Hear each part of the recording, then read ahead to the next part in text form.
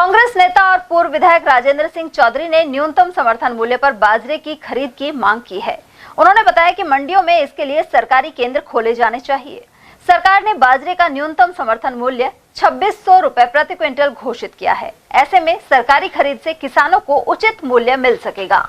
असल में कोई भी सरकार रही हो, किसान की स्थिति जब सुधर सकती है जब उसको मिनिमम सपोर्ट प्राइस मिले।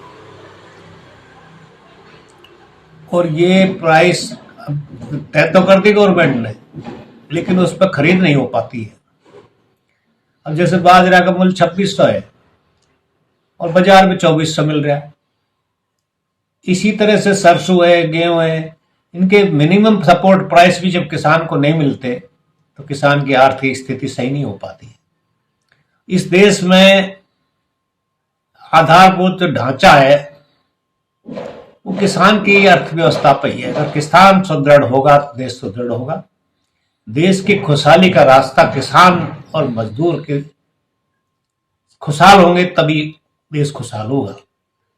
और कोई भी सरकार रही हो, सपोर्ट प्राइस किसान को मिले तो किसान की स्थिति सुधरेगी।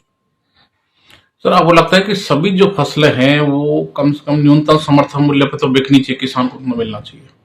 किसान को एक्चुअल में जो मिनिमम सपोर्ट प्राइस गवर्नमेंट ने रखी है ना, उतने भी नहीं मिल पाती है।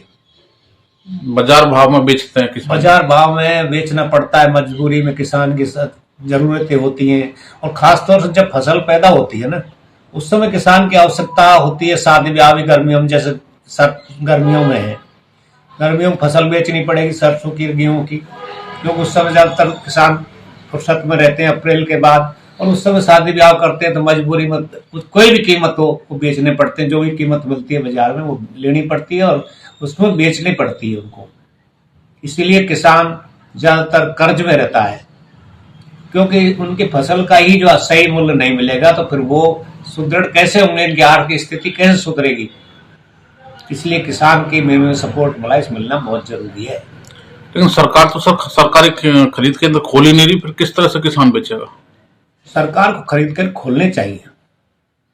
पहले भी कई बार खोले हैं सरसों के और गेहूं के, लेकिन किसान की जो लिमिट कर देते हैं ये भी कि 40 कुंटल खरीदेंगे, 20 कुंटल खरीदेंगे, तो उससे क्या है, जिस किसान के माल ज्यादा है उसका बहुत कम बिक पाता है और बाकी फिर बाजार में बेचना पड़ता है।